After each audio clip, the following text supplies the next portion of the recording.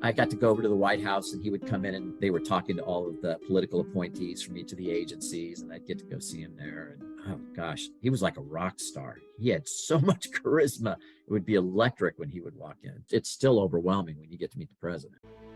In a corporate world where all employees have great leaders with no egos that create fun cultures where people can do their best work, the employees and companies thrive while doing great things for the customers, themselves, and each other. Well, we know that rarely happens. I'm Jeff Palacio. I have been a leader for over 40 years for every t-shirt size company, from small 16 employees to extra large over 1 million. Please join me while I interview outstanding leaders that will share stories of great leadership and not so great. It will help you become a better leader while poking fun about all the crazy shit that happens in corporate America.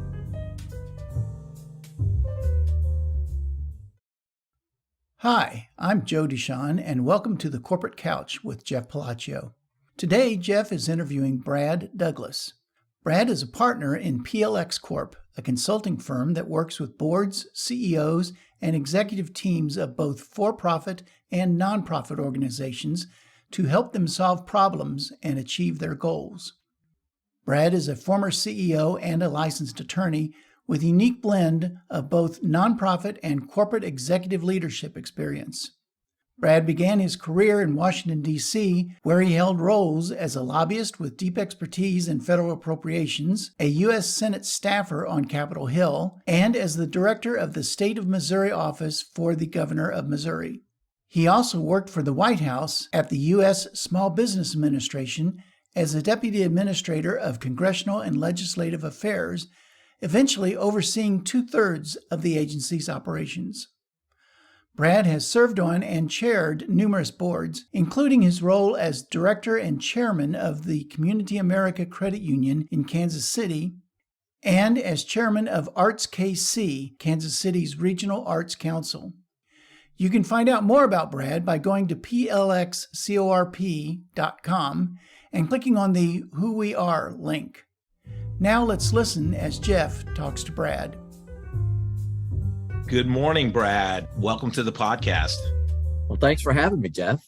Absolutely. As said in the intro, Brad is a partner at Plex Corp, a consulting firm that works with board CEOs and executive teams of both not-for-profit and for-profit organizations to help solve their problems and achieve their goals. So, Brad, I like to start every podcast with some similar questions of my guests. So the first one is, we're doing this via Zoom.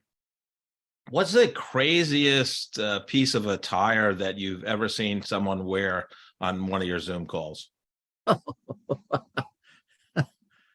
Well, I'd have to say, when we entered COVID, I was CEO of Heartland Credit Union Association, and we were always looking for ways to keep people feeling connected because we were working remotely.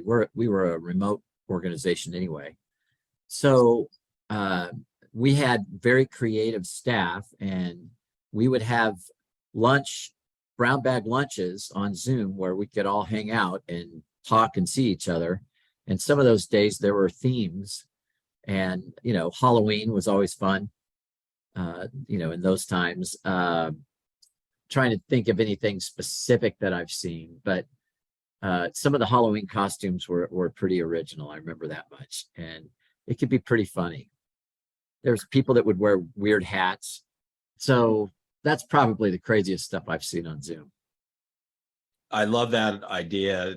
I think, really everybody had a pivot during COVID, obviously, but I think the great leaders really realize, and I put you in that category, that, it was hard for everyone, and to make it more human and to do things like, dressing up for Halloween or St. Patty's Day during, when you're having those Zoom calls. I think that's phenomenal. So no one got up to get some more coffee and then you saw them in their underwear. Nothing like that happened, I guess. No, not so much with the people.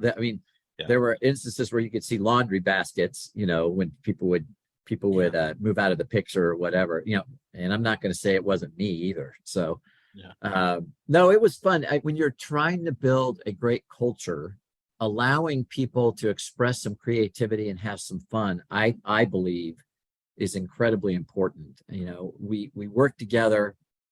We know how to work hard when we work, but you have to let people get to know each other, tease each other, and really enjoy one another. And so when people come to me with ideas about how they can make it more fun, I'm all in if it's reasonable.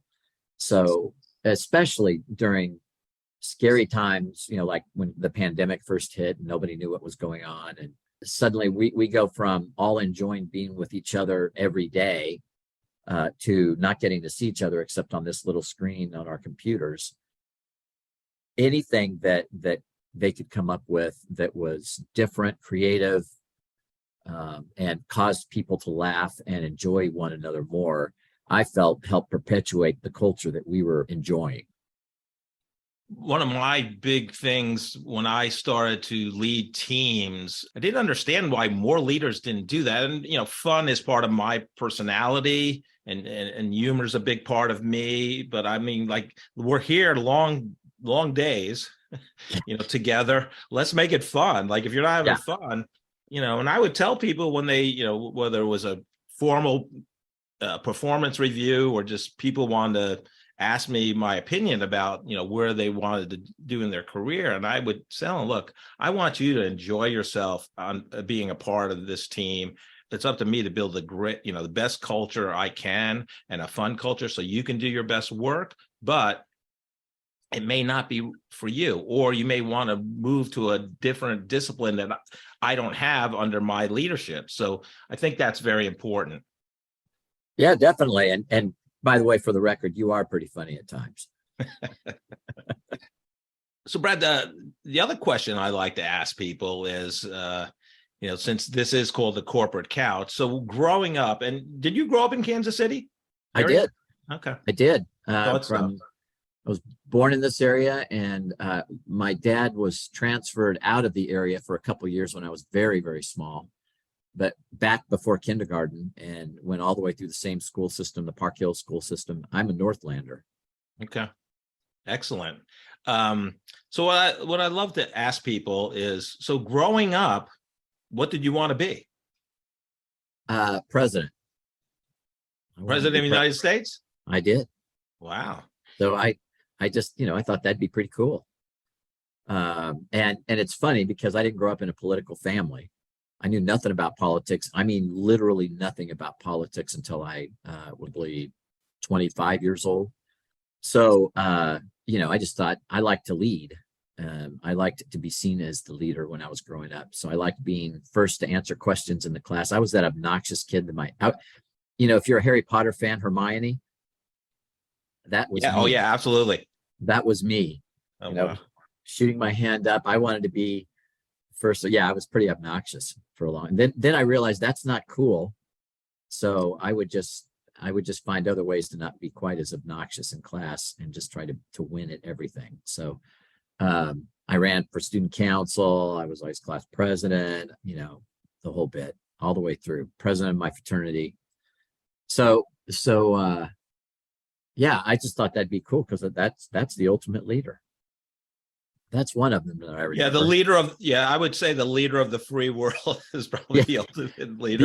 The other one was probably to play baseball would have been great in the major leagues. That would have been cool, but that dream was dashed fairly early on. How long did you play competitive baseball?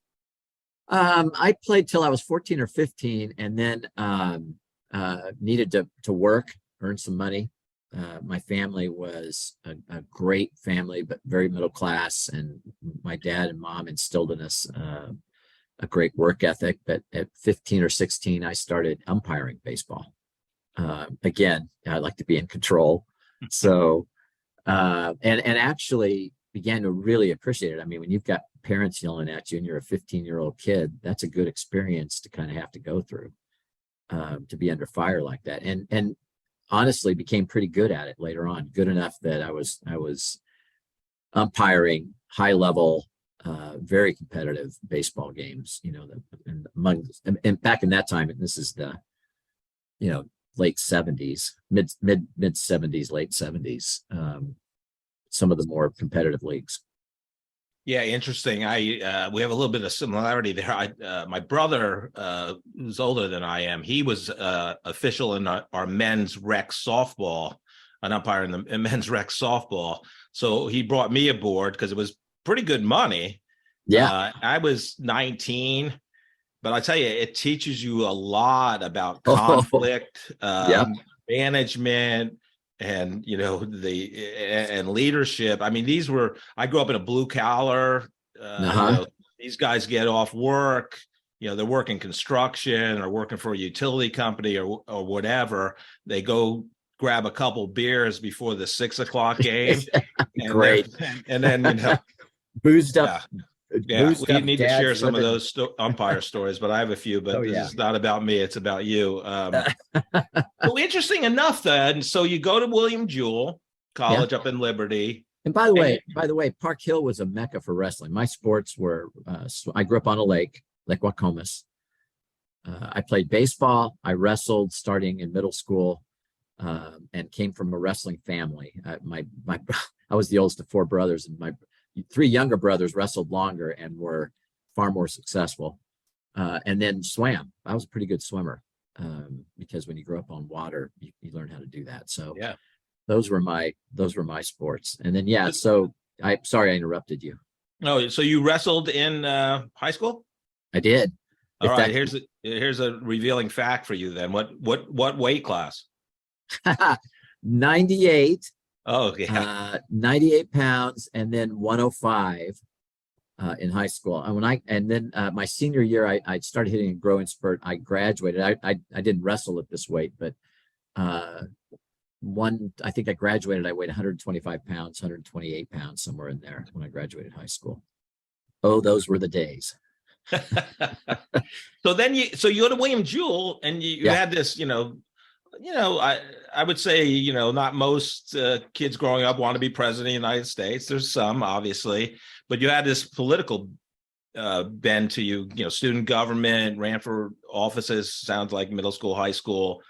But then you become a piano performance and communications major. So was there obviously you had some kind of musical talent to be a piano performance, but so why the choice of those two majors versus political science?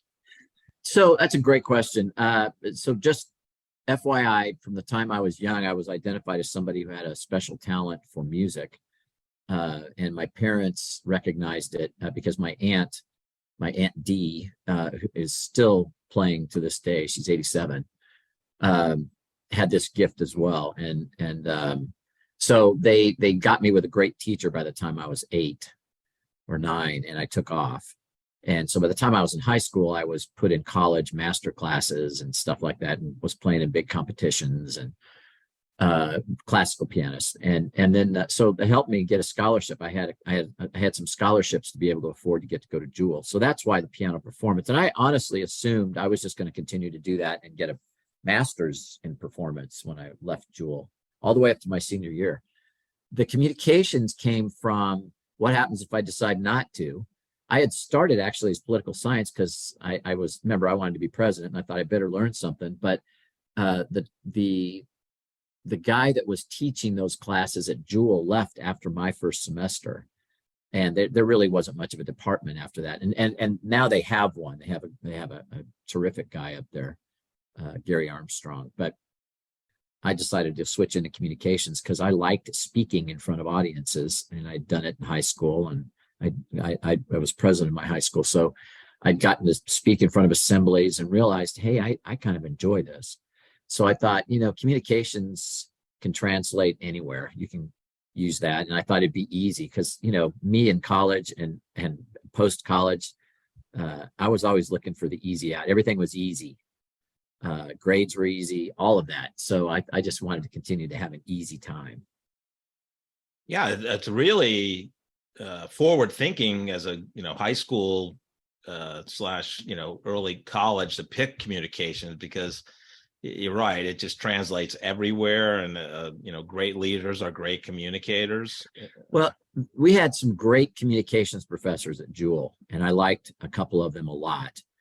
And I just thought, I'll just switch over from political science. And I was known as a piano performance major on campus, but a lot of people didn't realize I was also getting enough hours to double in communications. So I enjoyed learning I didn't debate in high school.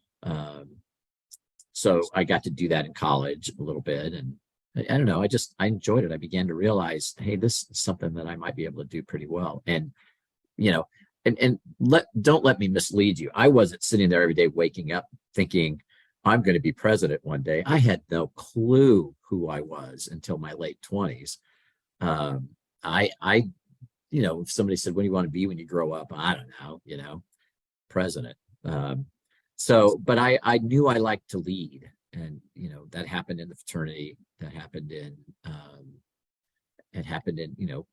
student associations. It happened in law school. I was on the Student Bar Association board, those types of things. So I liked being in the middle of decision making and strategy. And I didn't know that's why I liked it at the time, but I liked being part of the brain trust that got to decide what was going to happen.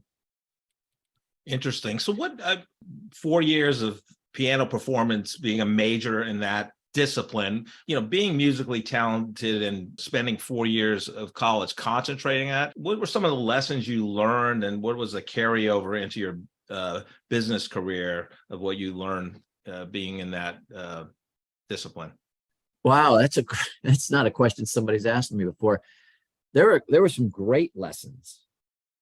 First of all, when you're playing a very, very difficult piece with a symphony, and you're the star, you're the guest artist, and you're out in front of the symphony on a piano playing a concerto, that's about as high pressure a cooker as you can be put in. You want to talk about nerve-wracking. So being able to master your nervousness and perform in a way that you can when it's just you alone in the auditorium and you're practicing to this day I still get nervous when I play for people, but being able to master that and relax and let it flow is something that's pretty cool.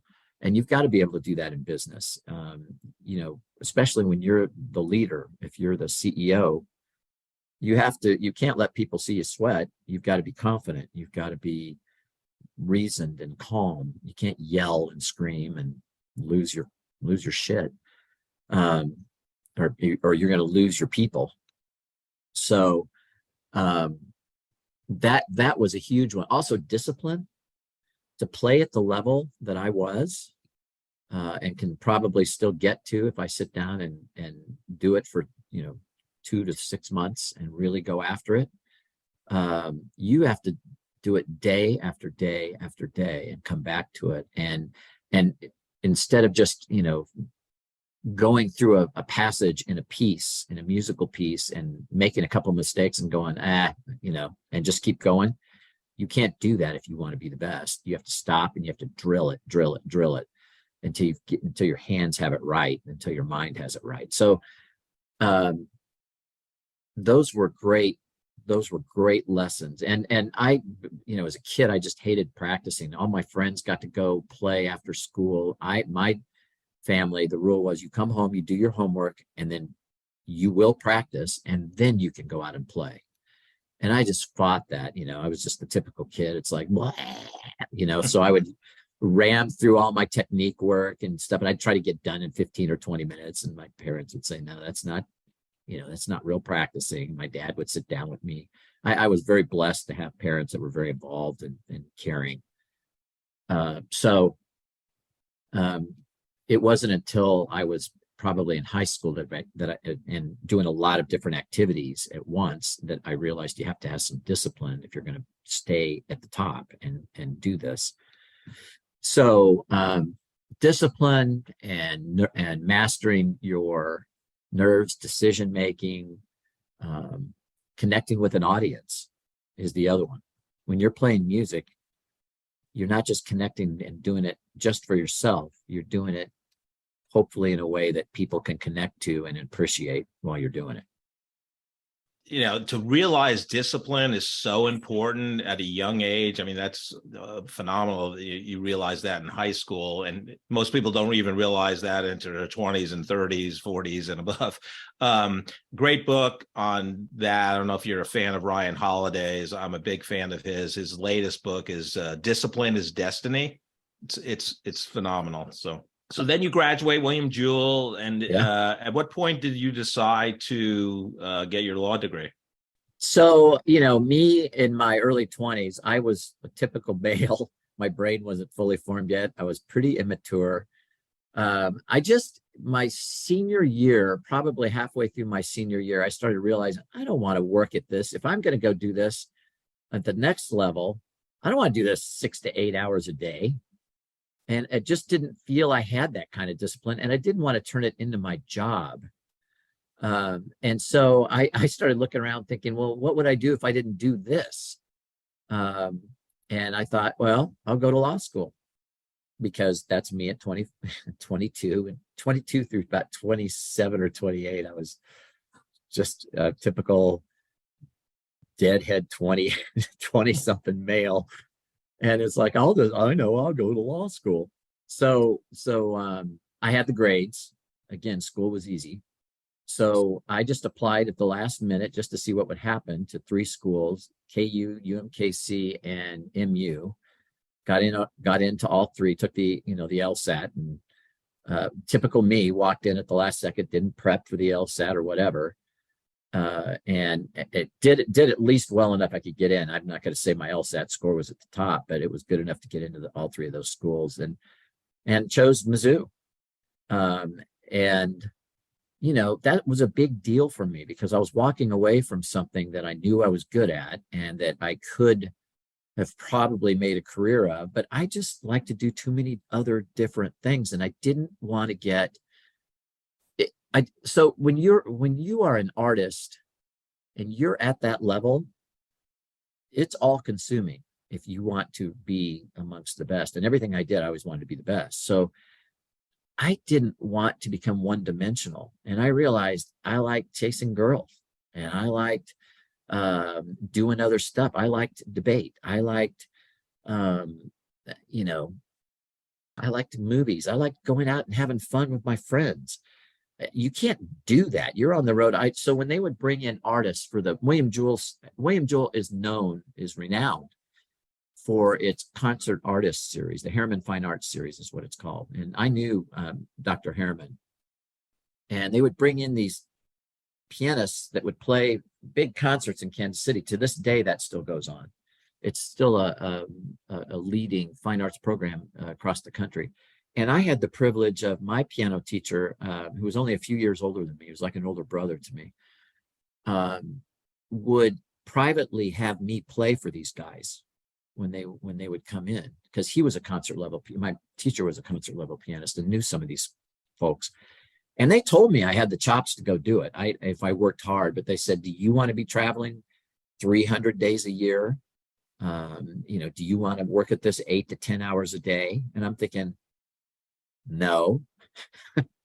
So that's when the lights started to go on. It was like, again, I was all about what's easiest at that point in my life. And I thought, I don't know if I want to play piano 8 to 10 hours a day and travel all that much, and may always be obscure, never make it.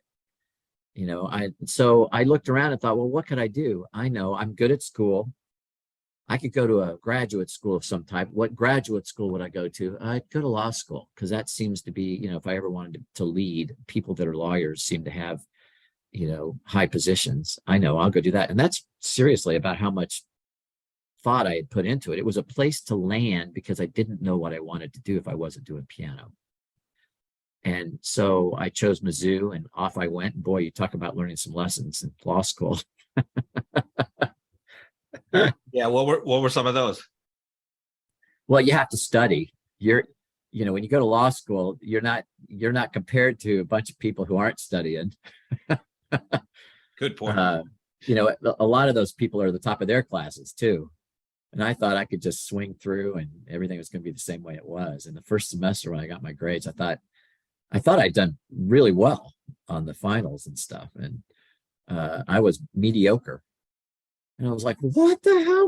There had to have been a mistake. There's been a mistake. Who do I see about this mistake? I am not the middle of the class. I am at the top of the class. And no, I was not. And it wasn't until so one of my buddies who ended up being the number one guy in the class, who was also a great sports guy. We hung out, we did rec sports. I continued to do sports clear up into my 30s. He one day came to my apartment, grabbed me out of there and said, "You're going with me." This is my third year. And I said, "What?" He said, I'm going to show you how to actually study. And so he took me and he would sit with me and start ripping on me and just asking questions. And I was like, hey, but honestly, it had a huge impact on me. I began to see, again, if I wanted to be good at this, I was going to have discipline. It wasn't, something I had a gift for, like the piano, where I just sit down and you could do it. This was a different way of thinking in terms of the way my brain thought. And I'm going to have to sit down and really understand what all the issues are and see the whole picture, et cetera, et cetera. So it became a discipline thing. And by the end of law school, I was on dean's list, but it took a while for the light to go on in my dim brain to, oh yeah, I'm going to have to work at something if I want to be good at it. So great lesson. That was a great lesson. It really was. So you graduate law school at Mizzou. And then what are you thinking in terms of a career? What was kind of your first career choice? So I did what everybody else did. I went into law. So first of all, I went into law school not thinking I was going to come out and be an attorney. I just thought I want the law degree. Give me 3 more years, chase girls, to go to a big campus, to have some fun. And but by the time I came out, I thought, well, of course I'll go to a law firm. So I started looking for jobs. And I actually got a job offer and accepted a job offer with a small firm here in Kansas City. About that time, so backing up a little bit, I was doing that because I thought that was what I was supposed to do. But my last semester of law school was when I really started thinking, I want to go to Washington, D.C. My dad worked in the government. He had some high positions. And I got to go on detail. He went on a 6-week detail when I was in my senior year of high school, I think. And it brought me out for 3 or 4 days out there. And I fell in love with Washington, D.C. And I just loved it. And then in my senior year of college, I also sang. And I was in our William Jewell's concert choir. And I got to go we did some concerts in Washington, D.C. And I got to go again, and I thought, God, I still love this place. I'd love to work on Capitol Hill. And I'm going to go be a lawyer, but if I'm going to run for office because I want to be president, or by that point I'd switched to these senator guys seem to have a really great job,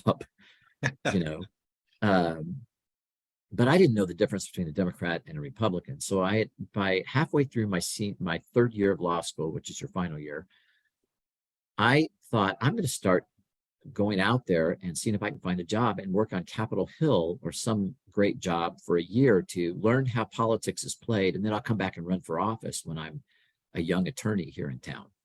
That really was the plan. So I had a girlfriend who was a year younger than me, and she took off to go to law school at GW. So I could go hang out with her in DC for a weekend or 2 or 3 days. And then at the same time, set up some networking meetings.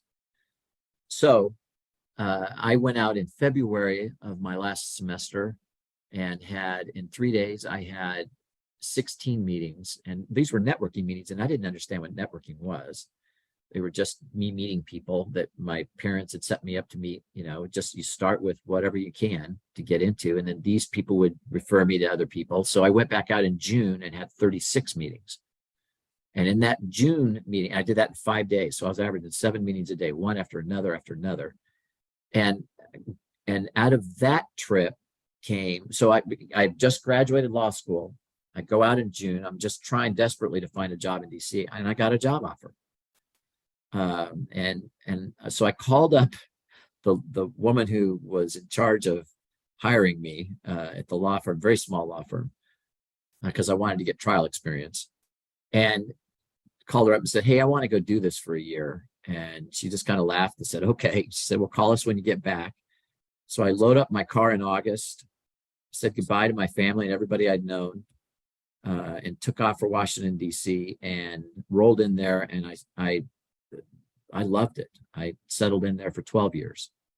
So it was transformative, and I never went back to the law. I've always used the law in every job. I mean, I can do a contract. I did legislative law. I mean, all sorts of different things. And it benefited me in a ton of ways to have that law degree, but I've never actually practiced except when I was law clerking in between semesters, during law school.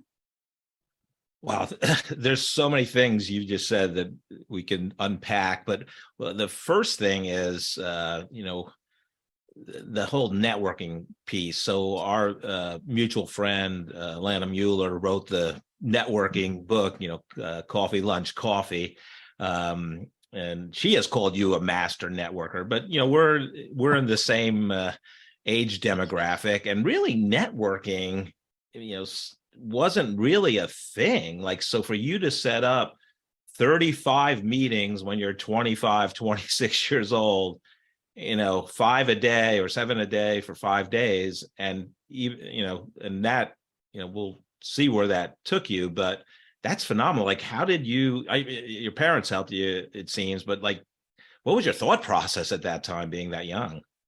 Again, I didn't know what I was doing. I didn't understand. I began to understand a little bit while I was in the middle of that second trip, because when you're doing that many, and a lot of the meetings for the second trip came out of the first trip, so how to, as well as I do, how to build a network.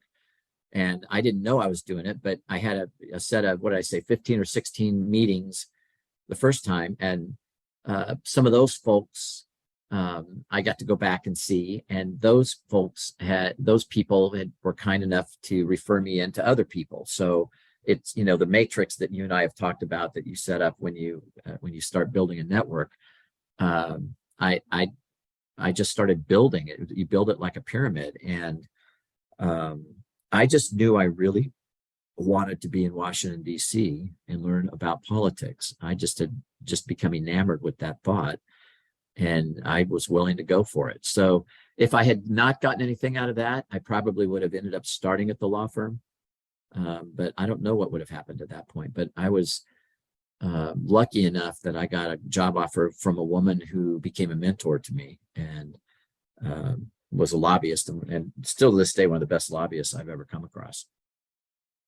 We'll get back to that in terms of that experience. But the other thing I loved about what you said is, I think it's great advice for almost anyone, but especially a young person coming out of undergrad or a master's, is that, you knew what you wanted just generically. Like, I love the vibe of Washington, D.C. and and so you didn't have a plan per se, right? But what you did was you felt the energy of DC while you were there. You knew there was something in DC that was for you. You took action on that in a broad sense by setting up the network, the 35 networking meetings. And I just think, it led you to something. So let's talk about that. So you talk about this lobbyist, and that was the first job that these networking meetings resulted in? So back to the point you just made, though, when I was there, I realized it was going to be very difficult to get a job on the Hill. I was a lawyer, and they didn't want to hire lawyers. They wanted to hire people right out of college that they didn't have to pay and that they could just churn through.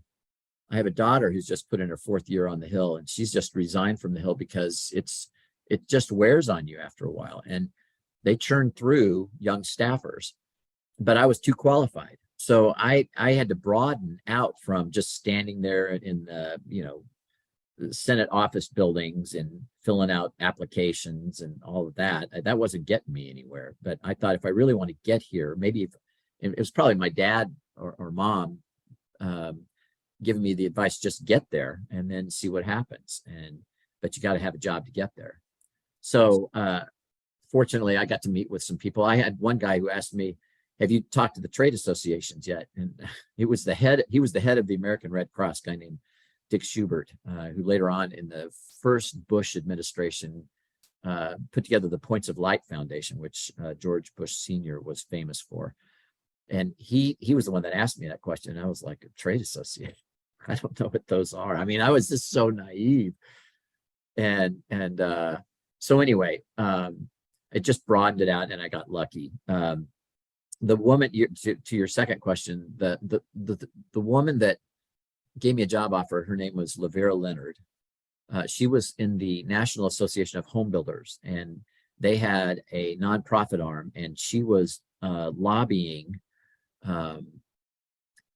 for a bunch of contractors that they had that gave them money. So the home builders were on Job Corps centers. And I met her because my dad was very senior within the Job Corps program. That's where he worked in the government, helping disadvantaged youth on these Job Corps centers across the United States.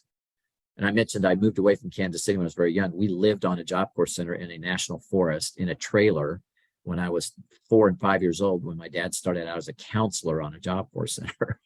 Wow. So he had risen up and he was very high and he knew people. And one of the contractors introduced me to Lavera. The home builders were teaching home building skills on Job Corps centers. And so it was in their best interest, the home builders, to lobby and get appropriations for the Job Corps program, because Job Corps was paying them a lot of money to teach these trades. Does that make sense? Yeah, interesting. Yeah. So, and I didn't know any of this was going on. It was just somebody my dad knew who sent me to this woman, named Lavera Leonard. So she took pity on me and she offered me a job. And so I was in the nonprofit arm of a massive trade association, huge. It takes up a full city block to this day in Washington, D.C. It's just one of the larger trade associations in the country. And what was the annual salary you started at? $26,000 a year, baby. There you go. 26 grand. I thought I was rich. But yeah, I still remember 26 grand, and that wasn't easy to live on in Washington, D.C. No, I bet. So I formed my little budget and all that stuff. But anyway, it got me there. And it was too expensive to take my car into work downtown every day. I had to live out in the suburbs, and I found a guy from William Jewell that I knew at Jewell, and he was looking for a roommate, and moved in. And I was taking a bus to the Pentagon, and at the Pentagon, I would catch the metro, go underground, and then get into work, and then walk 3 or 4 blocks to work. I mean, that's how I got into work and went home every day. How long did that commute take? Oh, probably close to an hour in those days. I had it timed, and I walked pretty fast. But yeah, it was 8 miles, but it was an hour. Like, you got to wait for the bus, and you got to wait for the train, and all that stuff. So anyway, she taught me how to lobby and do it right. And she would make me take, instead of, in those days, you had bicycle messengers. And instead of having a bicycle messenger distribute these letters that we were sending to all the congressional offices on the Hill, she made me walk them to every office on the Hill. That way I knew where every tunnel was. I got pretty darn good at understanding how to get around on Capitol Hill, and that served me incredibly well to this day. In my previous job at HCUA, I would take people on tours around underneath the tunnels of Capitol Hill. Our members, I ran a trade association for all the credit unions in the Midwest, and the members would come, and a lot of them had never been to DC, and I could show them around and give them the history, because my first boss made sure I knew how to go do that and learned it the right way. It also was a great way for me to meet staffers and start building relationships, which is really what I've tried to teach our kids, what I teach young leaders in any organization that I'm leading. Being smart is table stakes. Knowing how to build relationships the appropriate way is what helps you move up in your life and helps you advance and helps you achieve what you want to achieve, because everything's about people. So she taught me that. Yeah, 100%. Yeah, she was a great leader to mentor you and kind of teach you the way. So I'll tell you, she was one of the lessons I learned there was I started believing my own headlines. My whole life up to this point, everything had been pretty easy. First couple of semesters of law school was hard. Then I started figuring that out. She would publicly talk about, we've hired this fresh young talent. She would introduce me to all the people. I got to go to all the receptions. I was meeting senators and congressmen, and then I went into my first performance review, and she was brutal on me, and I was just like, what, and I've told several people this, not too many, but I had to make a decision at that point. I had never been, she wasn't cruel or mean or yelling at me or anything. She just was really critiquing me, the way I was handling myself in business. And I had to make a decision. Do I want to take that? Or do I want to just be affronted by that and go work somewhere else? Now that I'm in DC, I can go network and find another job. Or do I want to learn from it and try to stay here and become better? And I chose B. And that's a great lesson, because, there's a lot of lessons sort of embedded in the way that she was a great mentor. She was hard on me. She had a huge impact on my life. I stayed with her for 5.5 years. I worked for her in that first job and rose up. I rose up to director within 5 years, but really learned some great lessons. Your bosses have a big influence on you throughout your career, but especially in the beginning, and to have a really great mentor that cares and will give you constructive feedback and I'll say, has high expectations of performance. Yeah. It's great. And kudos to you for understanding that and not moving on. Because I think in today's generation of, the next generation of leaders that come out of college, it's more like, oh, I gotta, this person's hard, I'm going to go to what's easy. Because that's our default brain. That's what we want, to go easy. We want comfort. But again, the discipline to make that choice, B, to stay with that boss that just ripped you a new one on your first performance. In a nice way. So one of the lessons that I remember that she taught me was she hired a guy who was about the age I am now when he came into the organization, and he was a peer of mine. And I don't remember how I knew it, but I found out that he was making more money than me. And I went marching into her office and said, hey, I've been here and I am good at my job. You've told me I'm good at my job and I need to earn more money. You need to pay me more. And why aren't you paying me when, this is me at 27, 28 years old, still not really my brain fully formed yet. And she just very calmly said, would you like to apply for his job? I said, what? She said, you want to make what he's making? Apply for his job. I was like, huh? Your job pays this. His job pays that. Yeah, but we're equals. Yes, in terms of how you report, but maybe not so much in terms of your experience, Brad. You've been in the workplace 3 years. This guy's been in the workplace 40 years. Right. He knows what he's doing.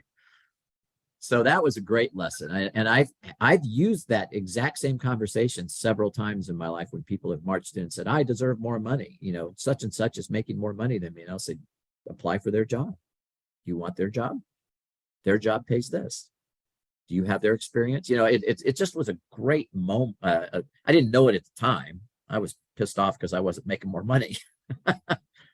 So anyway, it was, she taught me a lot. And I got to tell her that probably 7 or 8 years ago. She happened to be rolling through Kansas City and reached out. And I took her to lunch and I told her about what a great impact she had on me, which was fun. Being able to tell her that, because she ended up owning her own lobbying firm and being incredibly successful. So then what was next in terms of your DC experience? So you left that job. So I never had lost my desire to go to Capitol Hill. I was up there every day, and I really wanted to work in a congressional office. I began to see it. I would prefer the Senate, because again, I thought those guys had great jobs. And so after 5 years, I reached director level. I was ready to move on to something else. There wasn't room in the organization that I was in where they were going to be adding any other VPs, and that would have been the obvious next level. And I wanted to work on the Hill. And by this point, I'd met Barb, and I think I'd just gotten married. So I'm now about 30 years old, 25 to 30. I was with the home builders, and so I had double income. I mean, we had her income, and she was a senior executive at the home builders. I met her there, and was making a lot more money than me. And I thought, well, I can afford to go to Capitol Hill. Even if I take a pay cut, we can afford for me to go work at Capitol Hill and get that experience, which I realized was key to a lot of different things that I wanted to, could have wanted to do. So I started networking on the Hill. I believe it or not, I made it into the finals. So I became an expert in appropriations and earmarks, getting money and getting them put in reports that got people money. Remember, I was getting money for the home builders. I was getting money for the Job Corps program to pay the home builders. That's what I was doing. And so I was up there a lot, and I started networking and started applying for jobs. And my boss knew it. She knew I wasn't going to stay forever. And I got a job offer from the Republicans, and I got a job offer from the Democrats. And when I first got to DC, I had no idea what each party stood for. That's how little about politics I knew. I literally knew nothing. By now I knew. I got a budget committee staff position offered from the Republicans in the Senate. Pete Domenici from New Mexico was the chair of that committee. His senior staff, or his chief of staff, offered me a job. At the same time, Senator Paul Simon, a Democrat from Illinois, one of the last great statesmen of the Senate, offered me a job to be on his staff. And I had to declare, and because when you're a lobbyist, you don't declare what party you're part of. I always have told people that worked on our teams, lobbying, the greatest compliment you can ever receive is somebody doesn't understand what party your personal politics are, because you're lobbying on behalf of your client or your organization or whatever, and you build relationships well enough that nobody knows, because you deal with everybody the same.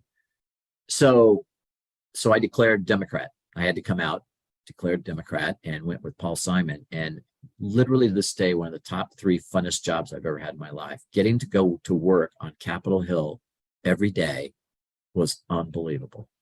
And I just loved every second of it, and just had a ball. And there was a great culture on his staff. And he was a very esteemed senator and had been there a while, and was just a lot of it was just a lot of great things that happened. He was also a great singer-songwriter, right, Paul Simon? Yeah, he actually in his office had a picture of him and Paul Simon, the singer, up. He got to meet him. Were they about the same height? Yeah, yeah. Paul was Senator Simon he was a little taller than singer Paul Simon, but not much. So was that, you were politically agnostic, at least outwardly, because of your job being a lobbyist. Did you pick Senator Simon because of his, No. the reputation, or what was it? Why did you go to Paul Simon, Senator Simon, versus the senator from New Mexico? It's a great question. By this point in my life, I'm 30 years old, I'm married. I realized that I felt that government has a role to play in people's lives. I think it's an important role. And at the time, back in the 80s under Reagan, the Republicans had begun saying less government is better, less government is better. I didn't feel that way. I could see the good, because I'd lobbied on behalf of the Job Corps program for several years, where we were helping disadvantaged youths learn a trade, get placed in a job, and be productive citizens in society. And every dollar put into Job Corps resulted in $1.56 being sent back to society. In a long longitudinal study that they had done, they figured that out. And I thought it's cutting government isn't always, sure, there's excesses. There's just like any corporation, there's people who don't run their part of the government very well. But overall, I felt there was a role for that to play. And secondly, I felt that the Democratic Party likes to help people more than the Republican Party. At the time, remember, it was much more about fiscal stuff. So everything with the Republicans was cut. We need to, do cuts to all these programs. And I'm thinking, if it's a good program, don't cut it just to cut it, So I just thought helping people and the government has a role to play. That's more of a fit for me. So I took the job with Paul, and it was actually paying less than I would have made on the Republican side, but just really enjoyed my short time there. I worked there for a year, and then I got approached by the governor's office of Missouri, Governor Mel Carnahan, who later died in a plane crash many years later. And so most people don't realize this, but a governor, there are 40 of the 50 states or so, maybe even a little bit more, have offices in Washington, D.C. in the Hall of States building, which is the same building C-SPAN is in. It's right up on Capitol Hill by Union Station. And those are the nexus between state government and federal government. And if you run that office, you're appointed by the governor. You're the governor's lobbyist and political person in Washington, D.C. You are his chief of staff in Washington, D.C. But you have a small staff, and you are the lobbyists on behalf of the state government with the congressional delegations and the White House.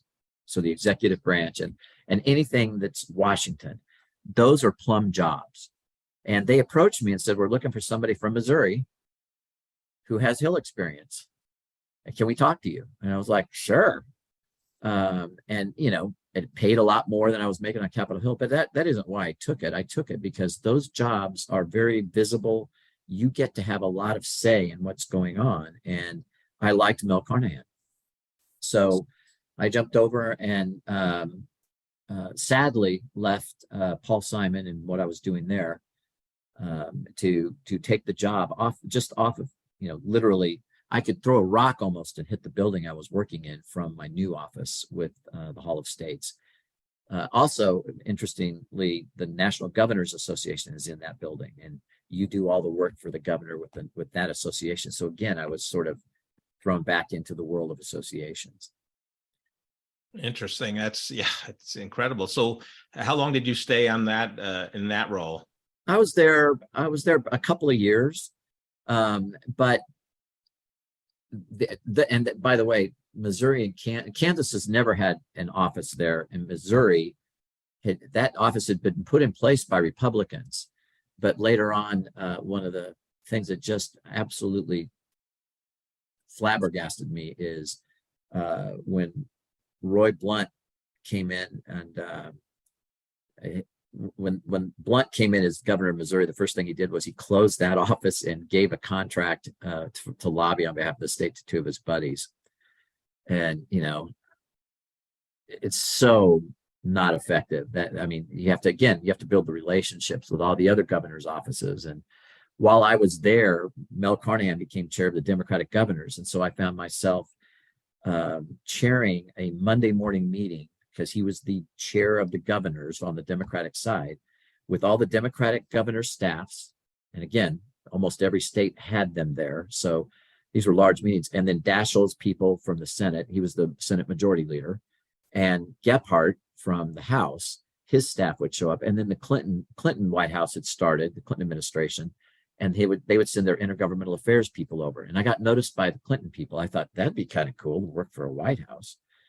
And they said, if you're ever interested, let us know. And after a time, I thought, well, I may not get another chance like that. So I told them I was interested, and ended up going to work for the Clinton White House for 5 years. And they put me at the SBA, and that's where I ended up at the SBA. Wow, fantastic. Did you ever get to meet President Clinton? Oh, yeah. Yeah, got to meet him a few times. They took care of us. When I was with Governor Carnahan, he liked Governor Carnahan. And so when the governors would come into town for the National Governors Association, they would take care of the governors. The governors would go to these big fancy dinners at the White House, and the staff, I was staffing the governor. They would let us sit in and listen to him do his radio address to the nation, and sit there. And I got to go into the Oval Office. I've got pictures of myself in the Oval Office where after the radio address, I got to go do that. I went to, because I was a political appointee in the administration, once I went to the SBA, I then got to go to a number of events where Clinton was there and working the rope line and all that stuff. So yeah, I got to go over to the White House, and he would come in and talk to all of, they were talking to all of the political appointees from each of the agencies, and I'd get to go see him there. And yeah, oh gosh, he was like a rock star. He had so much charisma. It would be electric when he would walk in. Yeah, I heard one of his, wonderful superpower traits was when he was talking to you one-on-one, you were the only person, you thought you were the only person that he cared about, focused on, like it was magical, supposedly. Yeah. Yeah, it was, and at that age, by now I'm in my early to mid 30s.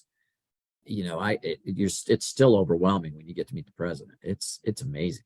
It's an amazing thing. And I thought, and by now I'm a political warrior. I am working for the Clinton administration at the SBA. I'm a political appointee serving at the pleasure of the president. I don't know if you ever watched The West Wing, but, I serve at the pleasure of the president, which means they can fire you for any reason they want. They can just say, we no longer want you to be here, and you're gone because you're a political appointee. So it's called a Schedule C. Anyway, it was pretty fun stuff. I'm sure. Did you get to meet Monica Lewinsky? No, I wasn't hanging out at the White House. I was over at the SBA. So I had to ask. Yeah. So at some point you come back to Kansas City. Was that after your working in the Clinton administration for SBA? Well, it was during.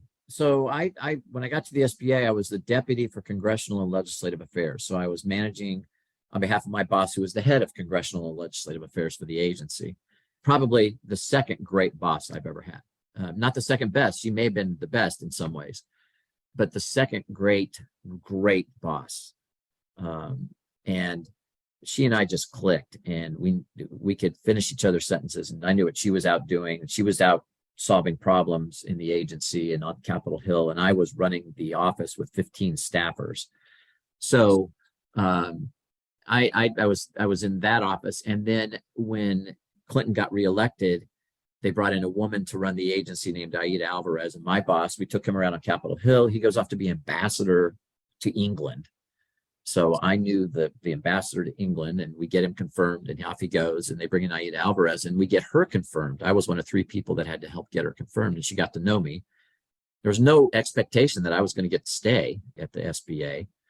But she called me in after we got her confirmed and said, I want you to stay. I want you to be on my team. And by the way, I want to take you out of Congressional and Legislative Affairs. Because by now I'm a political animal, and I'm thinking, what the hell? And put you in charge of operations for the agency of everything outside of Washington, D.C. It was called field operations, and it was 2/3 of the agency, because it just meant I wasn't running the loan programs for the SBA. I was running everybody who was implementing all of it. So when she called me in, and I still remember that day, I kept saying, well, I don't know if I want to travel, because I knew that was a big job, and I did not want to travel. By now, Barb and I had 3 babies at home, babies.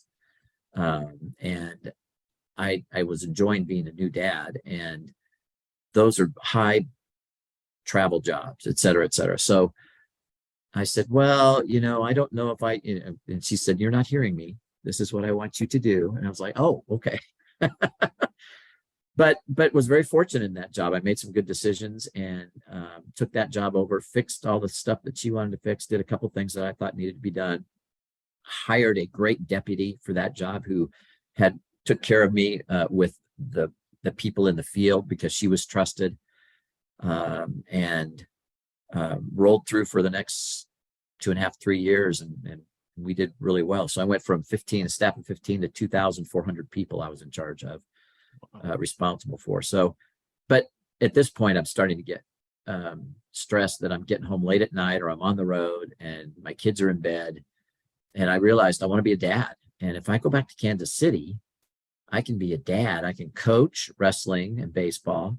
I can have dinner with my kids. And Barb, was from DC, daughter of a diplomat, and her whole family was in DC. So I said, what would you think about moving to Kansas City? And she said, okay. And I was like, really? So I knew the head at the White House, the guy who was the chief counsel for small business. And it was separate from the SBA. He was in charge of the Office of Small Business Advocacy. And he walked by me in the hallway one day and said offhandedly, hey, my Kansas City job just came open. And he kept walking. And I was like, so I talked to Barb about it that night, went back to him the next day and said, hey, Jerry, were you kidding around with this? And he said, are you interested? And I said, yeah. And he goes, you're hired. And I was like, ha, ha, ha. And he goes, no, you're hired. And he stood up, and he was a huge guy, and started to leave I was like, hold on, time out. Is this real? He said, yeah. And I said, where are you going? He said, I'm going to go tell the head of the SBA I'm putting you in Kansas City. And I was like, I got to sell a house. I got to tell and so 4 months later, I found my successor in the field ops office, and I moved back to Kansas City in February of 1999. So 24 years ago, coming up in a couple of weeks here, and landed back here as the head of the region for small business issues for the White House. It was called the Regional Advocate, and very political job. But it was just me. But I was housed at the SBA's office here, down the hall from the guy that used to report to me, who turned out to be quite corrupt. And oh, jeez. Yeah, it was something else. And they eventually fired him after I'd been back for a few months. I just stayed away from him. But they called me up and said, we're firing him. Would you come back to the SBA and take over that job? And by now I've landed in Kansas City. My job is to network the business communities in 4 states. I was literally being paid to network and build relationships amongst, and look out for the interest of small business owners, which I loved. And I said, I kind of like my new gig. And they're like, no, we need you to run this. This is the Aida, the head of the SBA. Could you just do it till Clinton is done? And I said, if I can keep my current job, I think I can do both, because I know the staff, I know all the people. And so the White House signed off on it. And so I really had 2 jobs the last year of Clinton's presidency in the year 2000. Oh, wow. So fast forward, Bush Gore's coming up. And I didn't necessarily get to stay if Gore were to win. And so I started thinking about what I wanted to do. And this company called Cerner that was just starting to explode was looking for the first lobbyist. And I got connected to him. And next thing I knew, I was leaving right before the election in 2000. I jumped into Cerner, and I became their first ever lobbyist. So just to wrap up, because I don't want to be too boring about the stuff, I end up being the first head of public affairs at Cerner. Did that for 3.5 years. Got to fly on the plane with Cliff, Neil, the whole bit. So I have a corporate background now, doing government affairs and building government affairs, industry relations, and community relations. So again, back to the networking and the building relationships in Kansas City. And question there, Brad. So obviously you're still in the kind of the government and government affairs, but now you're in the private sector for the first time of your career. What was the big difference that you noticed? Huge difference. One is it's all about the bottom line, much more than it is in the government. It can be about policy and what's right. Whereas in the corporate world, it's all about, how can we grow? How can we grow? So, and it was just, Cerner is a unique culture too. It was booming. It was a lot of fun. It was very heady stuff. We had a great team at Cerner, and it was it was a great experience. But eventually, Neil Patterson, the head of Cerner, blew up our little area, and I had to start working with some other people that I didn't think were ethical. or that I respected. And so I left and jumped into the nonprofit sector at the Greater Kansas City Community Foundation, and was the senior VP of business development for them, which meant finding ways to get people to give money to the foundation. So I kind of began to go into business development at that point. And again, building relationships around the metro area. I built some organizations for them. I was there 3.5 years. Now we're in the mid 2000s.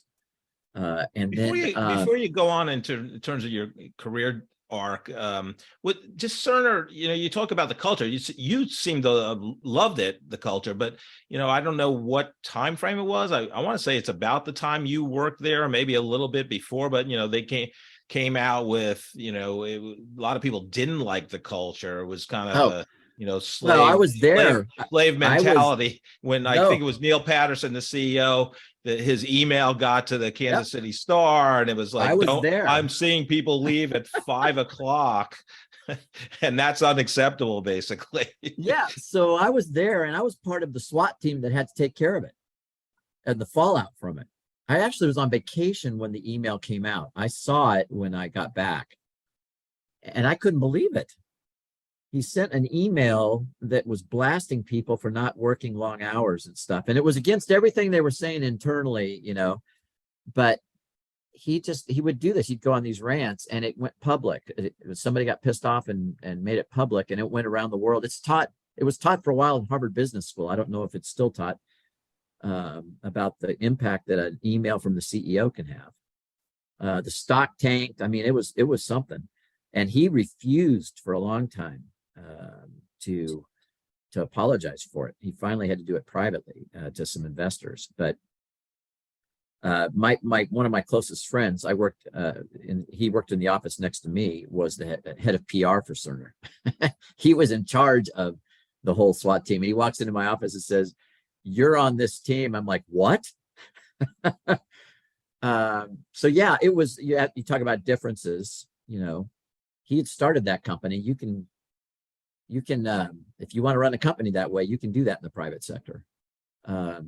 We worked really hard when I was there, and I enjoyed it because I enjoyed what I was doing. So I didn't mind it that much, and I still had enough freedom that I could be home for my kids, and coach and do all the things that I wanted to do. But when he blew up our group within Cerner, who all really had this great culture. Our leader was a guy who's now the COO for Sporting KC, a guy named Alan Dietrich.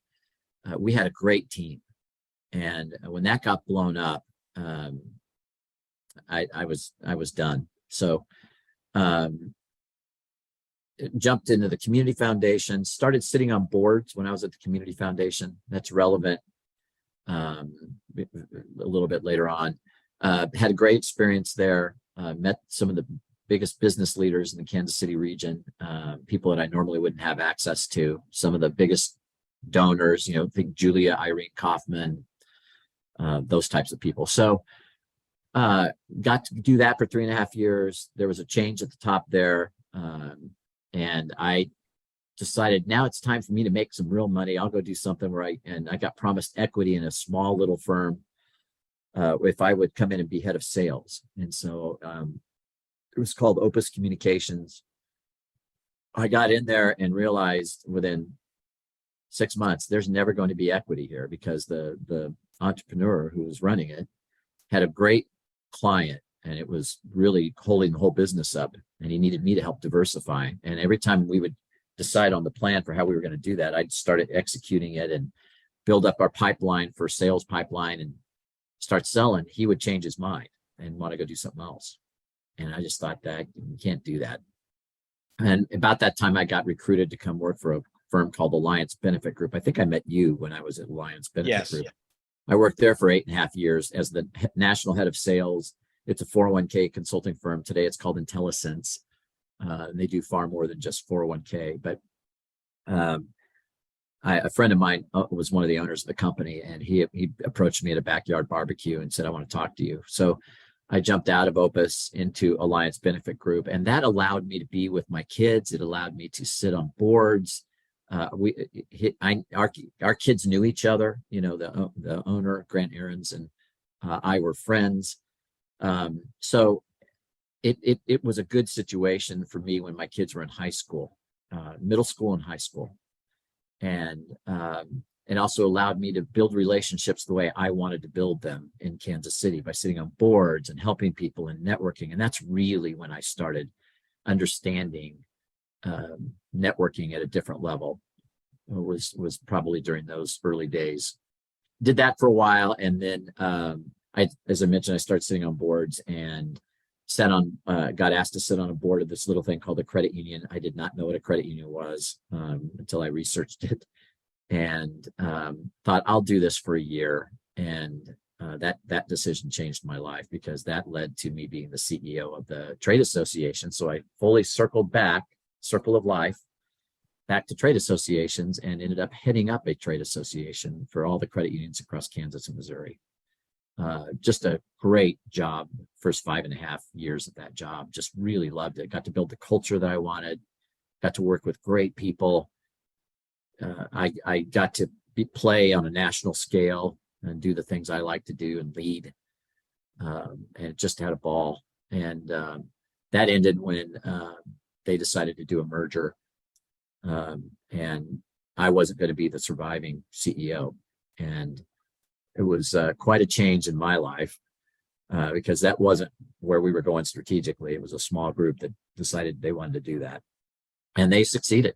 So I ended up trying to figure out what I want to do now that I'm no longer the CEO, and I was approached by the founders of Plex, where I'm at today, and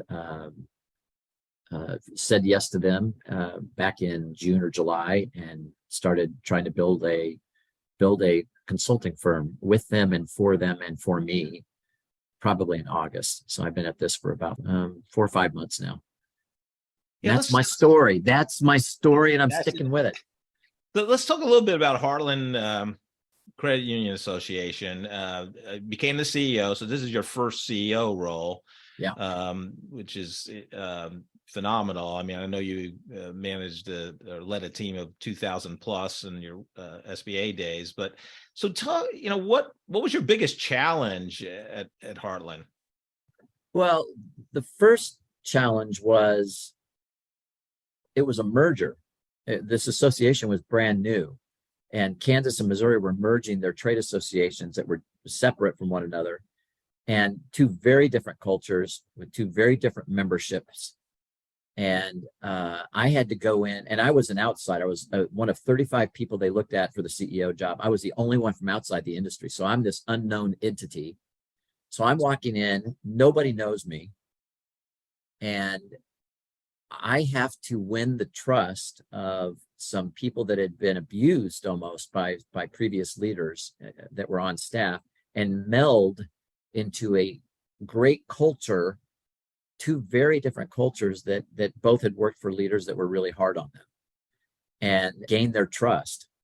And so it was a massive change for all the employees. We had 50 employees when I walked in, and I'm some outside guy that had no credibility in the industry.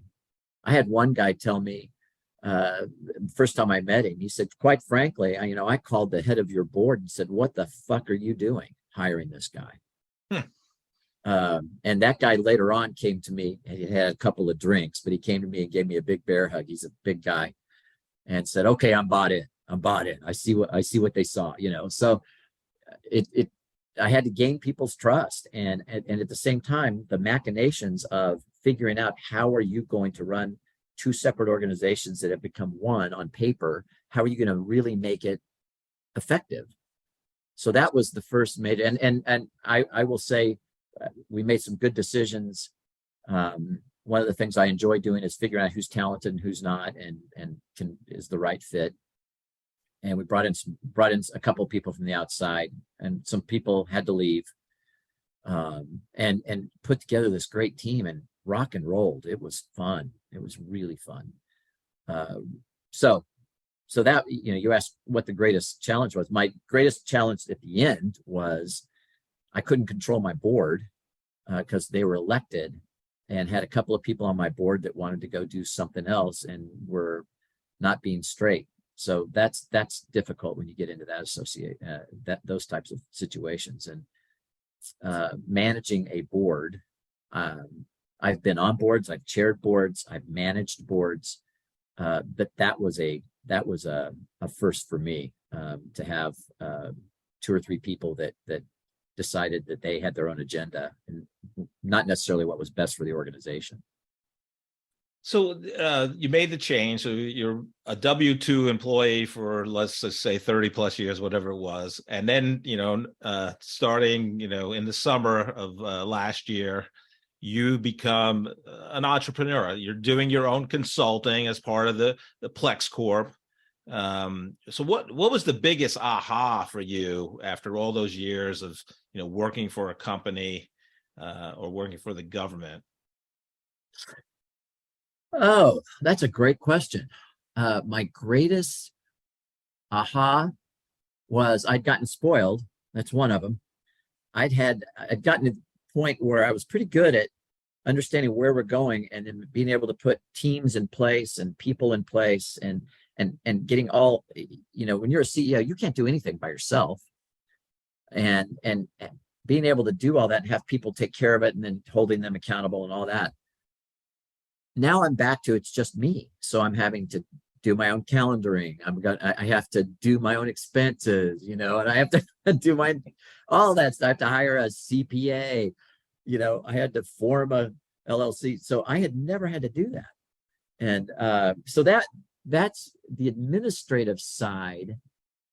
I think there are 3 sides of being a consultant, 3 sort of buckets of being a consultant. And the first one is the administrative back office side, right? How do you administer your life and work? Because there's nobody else that's doing it, really. Second, how do you sell? And I've had years of experience in business development. So that part of it is not surprising to me. What's surprising to me more than anything is how many other consultants don't know how to go do that. And third is servicing clients. So how do you find balance in that? And I'm still trying to figure that out. I've been doing this 4 or 5 months, and I'm trying to figure out what's the right balance? What part of my day do I want to devote to business development? What part of my day and building relationships? What part of my day to servicing clients? How is that going to go? Should I do that by the week? And I've always thought I was pretty good at time management, but and our friend Cynthia Curiazzi is our mutual friend. I had to go talk with her, but I'm beginning to look at it as, okay, maybe it's not a daily thing. Maybe it's a weekly thing, or maybe it's a monthly thing. And, how do you chop up your time? Because your time is precious. You don't have a whole bunch of people doing it. You can't pull the levers and know that other people are going to be executing. Yeah, I love the 3 buckets you put it in because, I started to experience that also, going from a W-2 to now, doing my own consulting. And what I like about the 3 buckets, obviously everybody knows about the, prospecting, business development piece, as well as the client servicing. But one of my big aha, when it came after probably a year on my own, is being a consultant. Part of that job description is the admin shit. It's like that is part of the job. Of course, you want to meet with clients and pitch why you can help them the most, and help their board governance or whatever it is. But doing the expense report, learning constant contact, whatever that is. That is part of your job. It's not all the glory, of pitching a deal or securing a deal or whatever that, whatever. Yeah. Or I like helping people. That's one of the things I'm enjoying about this so far. And if I feel I can help somebody and they hire me to help them, I'm all in. And so that part of it, is what drives me. The administrative side, not my strength, not, especially after not having to do it for the past 6.5 or 7 years, 6.5 years, I didn't have to do it. And even before that, we had people at Alliance Benefit Group that could do stuff for me. So it's been an adjustment. And then there's, okay, I could rent some office space somewhere, but I don't want to do that yet. So working from home, there's distractions. I've got 3 dogs in my house right now. It's a miracle that they haven't started barking while we're talking. It's all good. It's all good. Well, I think, I think to wrap it up, I could talk to you all day. You've been a great guest. Well, we're not going to get to talk all day. You want to end this? I thought we were just getting to the pearls of wisdom. I'm going to, there will be some guests, and you will be in that group that I'm going to have on more than once. So, this is like we're dating and you say, I'll give you a call. And then I never hear from you again. Oh, boy. But I was going to say, I think we're both big fans of Bob Berg's book, The Go-Giver, and I consider you one. And I think that's, selling is about helping people and adding value to their lives. Yeah. In any way you can, whether that's selling your consulting services or just helping them connect with somebody else that can help them. So I think we're a big believer in that. And I want to thank you for coming on, and thank you even more for being a friend and a mentor. So thank you, Brad. Well, right back at you, Jeff. I appreciate you having me on. And anytime you want to just fill space and have somebody yap at you for 90 minutes, you let me know. Absolutely. I'll All be right. there. Have a great day. Yeah, you too. Thanks. That was Brad Douglas, a master connector, a true go-giver in the Bob Berg sense of the word. Incredible career in government in D.C., for a couple different White House administrations. But what I loved about it too, like he was a performance pianist in college and practicing 8-10 hours a day. And it just shows you, it's okay to quit things. Like he realized that he didn't want to practice 10 hours a day. He just came to the realization, like, this is what my life is going to be like when I pursue this path. And I think he did mention he wanted to chase after females, but I just thought it's okay to quit as long as you have a reason for it. And it led him to some unbelievable things, meeting the president of the United States, and a long career in the corporate world, accumulating as the CEO of Heartland Credit Union Association. Joe, what was your take on the episode? Well, Jeff, obviously this is a little bit different one for me because I'm a musician and a pianist myself. My bachelor's degree was in piano, and I taught band and choir for 3 years in public school. So it definitely rang true for me. Everything about him being a musician in the first part of the interview was amazing. Now, he and I took separate paths. He went on a piano performance direction, and I went in piano and music education. Then when he got out of the music industry, he went into politics, and I went into business and computer science. But it tells the mothers of the world, if you will, that a well-rounded music education can be very important in the development of a child.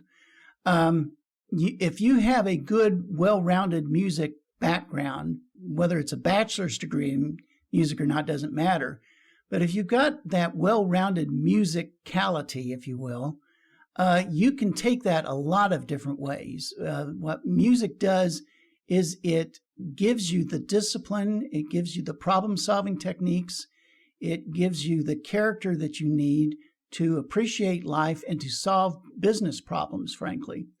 And for that reason, I'm a strong proponent that every child from the age of about kindergarten to third grade, somewhere around there, whenever he's ready, should start on piano specifically.